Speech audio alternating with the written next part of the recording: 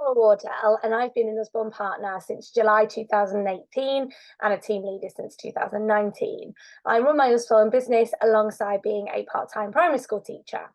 One way that you can get active is by using pop-up stalls. I run a monthly pop-up stall at my local swimming baths. It's like a leisure centre type place.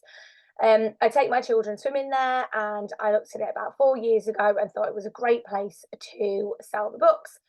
So I just went and asked them. I was a little bit nervous about doing this, but what's the best that can happen? They said yes. I offered them 10% in free books, which initially they used to just take the books from the store. But now I save the money up and they put it back into books basically. Um, First I went sort of ad hoc, but sort of whenever was convenient for me, but I found that it wasn't consistent and people didn't know when I was coming, so I decided to do it monthly. So I choose to go on the first Saturday of every month. It's convenient for me, it's in my diary, and then people know when I'm coming. I put a poster up in the actual swimming bath, so people have my details if they don't see me on the stall and they still want to order, but also people know then when the next time is that I'm going to be there. I add a post on my socials, and the swimming baths share that as well, which has actually got me extra leads. A couple of teachers have invited me along to events that they've done.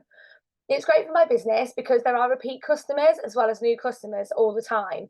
The way the swimming baths works, there are families coming every 30 minutes. So there's so many people that I see throughout the day.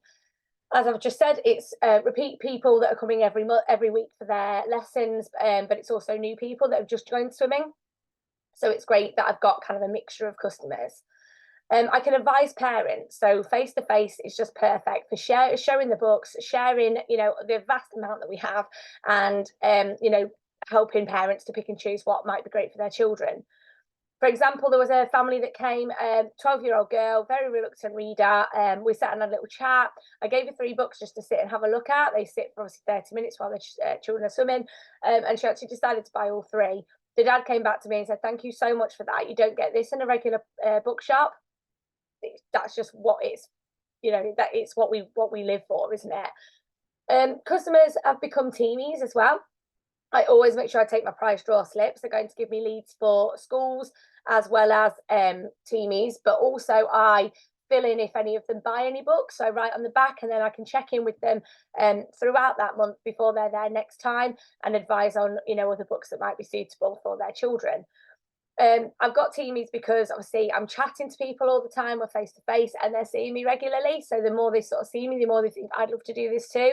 Or if they're just saying, "Oh, I love books," I'm like, "Well, why don't you do this as well?" Local teamies I've invited down as well, so they can see, sort of firsthand what a pop-up bookshop is like.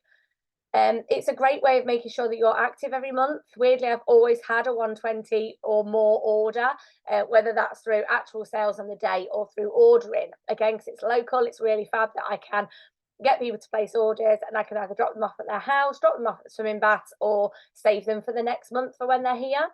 And the swimming baths have also become a Look for a Book sponsor. So they've been sponsoring books each time I've done a Look for a Book session, which is amazing. What series sell well? The light ups and any kind of noisy books are really, really good on my stall. I always make sure I have sticker books in, a sticker dolly. The Build Your Owns are really popular as well. And magic painting. All those kind of ones are great where people have just come out swimming, the children have done really well, and they want to just give them that little gift. Moving on to top tips, one thing I would say, which links to books that sell well as well, is buy series. So if you buy series, they're buying one from you, they can then come back and get the others.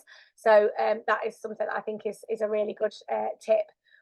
Choose a time that suits you and make it regular. So as I said, I do the first Saturday of every month. I feel that that's kind of close to payday for a lot of people. So it tends to be, a good time to sell the books. Keep links with your customers. So as I said, price draw slips are a great way of doing that. You've got their details. You can check in with them throughout the month before you're back again. Don't just sell that book once. So if you've got those kind of details, as I've said, you can recommend series. You can also keep in touch with those people once their children have finished swimming and they've moved on. Keep it personal. You can get to know them because you've got these regulars. You can get to know the names of their children, what kind of things they like. And again, as I've mentioned with series, "Oh, did you really like that Billy and the Mini Monsters? We've got some more. Can I show you what the next one is?" We can offer what other bookshops can't. So As I've said before, people can order and can have them delivered to their house or to the swimming baths for the next time they're there. I also offer like to get books and put them into my stock, and then if they want to look at them next time, they will then buy them. So if they're not sure what it looks like, they've got that up close and personal, be able to have a little read, and then take it away, or if not, it stays in my stock. Also add goodies in there. I've had people that have come back, like I say, or they've ordered books. I had a particular girl who got a sibling. I just added some goodies into the bag as well, because I knew that, you know, he wouldn't want to miss out. He didn't, because he went and bought a book the next time anyway, as well as her. So it's just offering that personal service. I hope this gives you some ideas of getting active using pop-up stalls, and good luck with your selling.